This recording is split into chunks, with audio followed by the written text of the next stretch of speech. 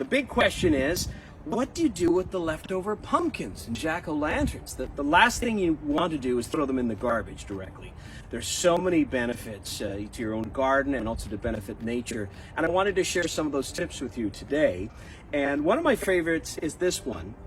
It's transforming your jack-o'-lantern into a snack-o'-lantern. Ah, yeah, this is fantastic. Now, the idea is you want to use a smaller pumpkin because they do rot and compost quite quickly.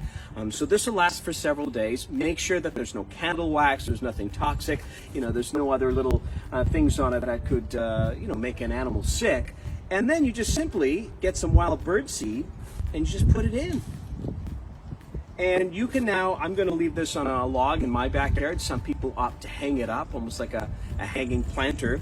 But the birds will come, they will eat the wild bird seed, they'll also pick up the fresh pumpkin, and then after several days you can just compost the whole thing. So I think it's an amazing way to engage the kids again. You celebrate their work that they did several days ago and say, hey, let's do something really cool with your work and help wildlife. So that's the snack-o'-lantern. The other Hey, happy Friday! We're ending off the week on a colorful note with Beatrice the butterfly here, something I created with ice globes. Hey, this is the final installment of the Wonders of Winter, some ideas to engage the kids to get outdoors, even when it's cold, embrace winter and have some fun, especially during the lockdown. And this one is more in your own space, so it's for your own backyard, and it's making these ice globes. All you need are some balloons, just regular balloons, and then some coloring. Now, my coloring is natural coloring, it's plant-based, so it's not as vibrant as some of the conventional ones. I'll leave that up to you. I found that you need at least 15 drops. You drop them into the balloon first, and then you want to put the balloon over the faucet spout. That's the easiest way to do it so it can fill up and you support it. Now, I want to put a big red flag here though.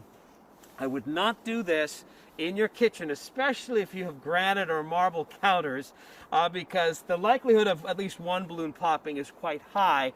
You don't want a permanent Picasso in your kitchen with that dye, with the ink in it. So you want to make sure that you do it in a space that you're not too worried about something breaking, maybe a laundry room. The other thing is, you may want to keep it to about the size of a grapefruit. I found when I did the bigger ones, they started to crack a little bit, and it took 2 shots, and I say shots meaning 2 nights outside to freeze solid, whereas the smaller ones, in 1 night, they were ready to play with. We're here at Rattray Marsh. We're trying to help control the gypsy moth population by scraping off the egg sacs. Each one of these can have 100 to 1,000 different eggs. And that's a problem. So Lee Merrill is helping us out with the Credit Valley Conservation Team. You're an invasive species technician. So what are the tricks that we need to know? Because homeowners can be a part of this. That's right. So it's as simple as just having a bucket, some soapy water, and a sharp-edged object such as a knife or a coin. And it's literally as simple as just getting in there and scraping off the egg masses into the soapy water. And that's the key. You don't want it going on the ground so the eggs will transfer. And then the soapy water, 48 hours, and then they're dead and you've done your part.